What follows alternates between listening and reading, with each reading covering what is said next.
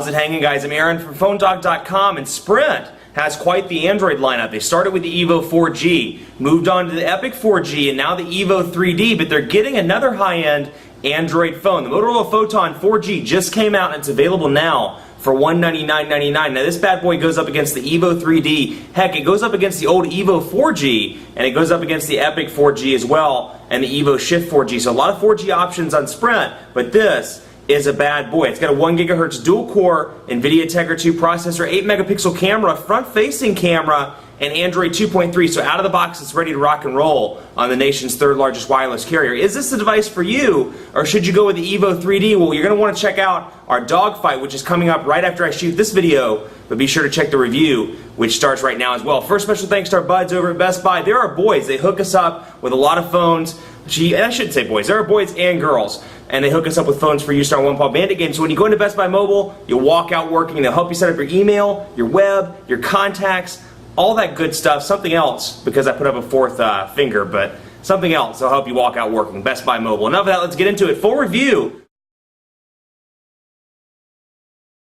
So part two of this video, I want to talk a little bit about some of the customizations that have been made, at least at first, the customizations that have been made to Android as a result of Motorola's applications platform being installed over Android 2.3. Because really, you look at it, Android 2.3 is on a lot of things now. It's on the Evo 3D and it's on this. So at least two devices on Sprint, coming to several others. It's on the Evo Shift and a couple of others, but it's on the two high-end flagship devices right now. And so you can see how different these dialers. I have a dogfight coming up, so I don't want to spoil it too much, but just to show you the difference in comparison, look how different those dialers are, and they're both running Android 2.3. So you can see here's what Motorola's applications platform looks like. They've really gone with this blue hue, and it looks good. It's a difference from kind of the toyish, playful, whatever you want to call it, that was the original Moto Blur. So you can see here the numbers nice and large in island format, and let's see if I can bring up Billy Bob. There's Billy Bob. So you can see whenever you start typing something, it either corresponds to the name or the number. So we'll dial 267, for example. It's going to bring up Billy Bob, and it brings up the two matches. I can click on those and see there. So a couple different options there. Then you can go to recent, see your recent calls, and you can organize this by all calls, missed calls, received, or outgoing. You can go to contacts if you want to, and see your in case of emergency, go down through your contacts, and then you can go to favorites if you want to. So just to show you one of the contacts, Billy Bob, here's what it looks like in Motorola's applications platform, and you can see that the numbers here, and you can text message, and just to show you what it looks like in the edit screen, and let's go ahead and get rid of the keyboard so you can see here all the different options. You can add email, postal address, organization, etc. So pretty clean and easy to use there. Moto Blur is one of my favorites, Motorola applications platform is one of my favorites. The revised version, at least. Hated the original version, but they've really done a good job with the way it looks now. And you'll see that in the gallery of this device as well. So you can see the gallery's changed. You can organize by My Library. You can go to the camera roll. You can go to DLNA. You can go to Friends. So if I take a picture, for example, with the 8 megapixel camera, which we need to do anyway because we need to do a test. So we'll bring down, I feel like I'm cheating here, we'll bring the HTC Evo 3D into this just so we can get focus here on the logo. And you can see the physical camera buttons over here on the side, which I love physical camera buttons. Unfortunately, there's no autofocus option on this camera button, and there's no half press to autofocus. It's either all press or no press. So as soon as I press, it autofocuses on its own. It doesn't allow me to press and hold and get that focus that I want. So let's zoom in on that 3D there as well, just to get an idea of what it looks like really, really up close and personal. So you can see here again the blue hues. There's the logo.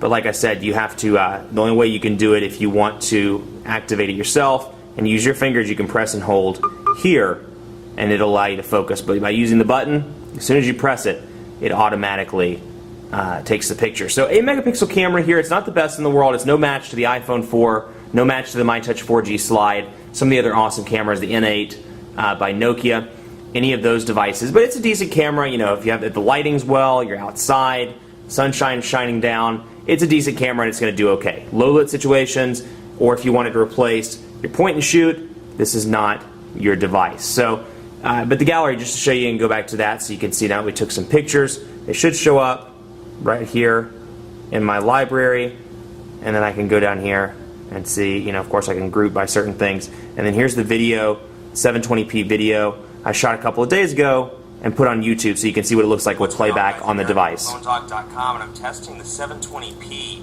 HD video recording capabilities on the Motorola PHOTON 4G. So you can see what it looks like on the device, nice and clean. The image looks good, and again, I'm really, I like the QHD display. It's not the best in the world. There are certainly better ones. Retina looks better to me. Super AMOLED Plus looks better as well, but this one's very, very bright, which is something that the others don't have as much. That's something to keep in mind. Another thing I really discovered that I liked a lot about the Motorola PHOTON, this thing called rich location. We'll go over here and let's say, we're looking for, let's go to rich location. It's going to bring up coffee, apartments, all the stuff that's around me. So if I want to, let's say, you know what, I definitely could use something relating to beauty, something, absolutely. And so I can go over here and see, let's go down to, let's say, famous hair, for example. Let's go to famous hair, and let's see hair salons, and it's on Sugar Creek Road, so I can check my reviews. So it's really cool because, you get into it, and just to go back here real quick, you can get into local events as well. So I was using this at a restaurant a couple of nights ago, and I just pulled up local events, and it brought up all these events within 20 miles, movie nights, things like that, things that the malls were doing. A lot of different options, so it's very, very cool for those people that, want to know, they're standing down somewhere, they want coffee, they want to find a good restaurant, they want to find some local deals, etc. Active Life, ATMs, whatever. You can automatically go to rich location and it will find it for you as opposed to going to Google. So very, very cool there, and was really impressed with that feature. I actually used it quite a bit since I got the device on Friday. So that's a cool feature. Let's go down here and let's do, what do we want to do next? Let's say, we'll do a quadrant standard test. How about that? We'll go in here to quadrant standard, and I'll talk a little bit more while it's running about the call quality. I just, been blown away by the call quality. You look at this, and it's kind of funny. You look at this, and the call quality is fantastic. The earpiece is fantastic. I took this, like I said, to a Sprint dead spot. I said this in part 1, though, so if you didn't watch that, this isn't something new I'm saying. But I took it to a dead spot, and, I never get Sprint service there, or it's so terrible I can't make a phone call, or, hold on to the phone call. 1 to 2 bars with this one. So it's just very, very impressive. If you live in a Sprint fringe area, you travel a lot, or if voice is your primary concern on your phone, this is going to be your device. Now it looks a lot like an iDen device to me, actually, which looks like the i1 on Nextel, but just a fantastic device. Motorola has always been great in the wireless radio department. Now that said, Sprint's 3G speeds have been abysmal. Just been absolutely terrible. And I'll show you, I actually had to kick it onto Wi-Fi in part 1 for the browser test, because the 3G just wasn't loading. So that's something to keep in mind. It's not, this is all around Charlotte. I can't speak for other cities because I haven't taken the PHOTON, at least, outside of Charlotte. But I took the Evo 3D outside and had the same issues. So something to keep in mind. And also something to keep in mind, quadrant standard, take it with a grain of salt. It is a benchmark, performance tool. You can use LinPack, you can use SmartBench, a lot of different options. And this may or may not be the most accurate score. But for a benchmark, this is what we're getting, 1,901 on quadrant standard. So 1,901, no comparison to the 3,300 that the Galaxy S2 gets, also on Android 2.3, but with a 1.2 gigahertz dual-core processor, but still very speedy, and it's all about the day-to-day performance. And I can tell you, in day-to-day performance, I've had no lag whatsoever. Been very pleased with the performance of this device. It's very quick, very speedy, no issues whatsoever. So I've been very pleased. Let's take a look at the speed test. I'm actually going to kick it off Wi-Fi so you can see how disappointing the 3G speeds are. And we'll turn on 4G actually. Let's see if we can pick up a 4G signal in this area. My office isn't the best for Sprint, so we'll keep that in mind. But we'll go down here to speed test and see what we can do. Go in here, and it's showing the sleeping signs. It looks like it's not going to pick up, but we'll see. Maybe we'll get lucky. Let's see. Okay, yeah, it's still trying to find it, but it looks like we're not going to find a 4G signal. So we'll run it on 3G just to show you how abysmal the speeds are here. So we'll load this up right now. Just been absolutely terrible. I don't expect a lot out of EVDO revision A, but I expect at least 1 megabit per second. It seems to be performing quite well. Or actually, I'm sorry, I just kicked onto 4G, which is why it's performing as it is. So this is 4G you're seeing right now. And still, for 3G, this would actually be pretty decent. For 4G, 1.87 megabits per second, still slower than Verizon's 3G. So something to keep in mind. And we'll go back and turn 4G off just so you can get an accurate read of 3G. Whoops. Let's go down here into settings, wireless networks. I'm going to turn off 4G just so you can see. You've got a 4G, little flavor of the 4G speeds. And I've seen much faster. I've seen this thing go as high as 7 megabits per second on 4G, but it's very erratic. There's no, it's funny, like 7 megabits per second, then it'll be 2 megabits per second, then it'll be 5, then it'll be 1, and then it'll be 4. So, something to keep in mind, Sprint's WiMAX is very erratic, not like LTE where it's a very consistent, a consistently fast speed. So something to keep in mind. Now we're going to run 3G and see what it's like. And we'll test this one out and see. Now, let's see what it does. So you can see right around the 0.29, 0.3 megabits per second. So needless to say, very, very slow and very frustrating when you're loading pages like PhoneDog or ESPN or a very graphics intensive page and you're not loading the mobile version. That's pretty abysmal for 3G. That's not really acceptable, 0.26 megabits per second. That really should be at least 1 megabit per second. And then on the upload, not 65 megabits per second as it's showing. It's probably going to pop back up here in a minute and say network communication issues, which is what it usually does. It's just been absolutely terrible.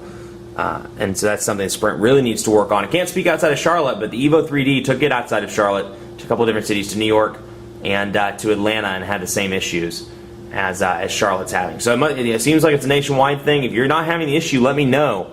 On Twitter, PhoneDog_Aaron, or hit me in the YouTube comments as well. But all in all, it's an absolutely great device. The Motorola Photon 4G, the best smartphone in Sprint's lineup right now. It bests the Evo 3D in the radio category, but the Evo 3D bests it in the 3D category. So if you want 3D, you're really looking for an entertainment device, the Evo 3D is going to be your device. If you're looking for something with superior voice quality, you're looking for something where you can roam overseas, and you're looking for just a relatively all-around speedy device, the Photon 4G is going to be your unit. So it's an awesome device. It's a great welcome addition to Sprint's lineup, and I'm excited to see it on the carrier. Much more coverage to come on PhoneDog.com with the Motorola Photon 4G. Stay tuned for the dogfight. As soon as I cut this video, starting the dogfight with both of those. Who will win? We're going to have to check it out in the dogfight videos. Be sure to follow me on Twitter, PhoneDog_Aaron, and on Facebook at Facebook.com/PhoneDogAB. And hey, be sure to like us on Facebook, Facebook.com/PhoneDog. We're giving away a ton of tablets. It's part of our greatest tech giveaway ever.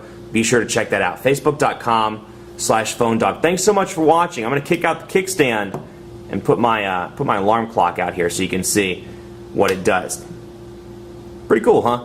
Thanks for watching. We'll see you next time.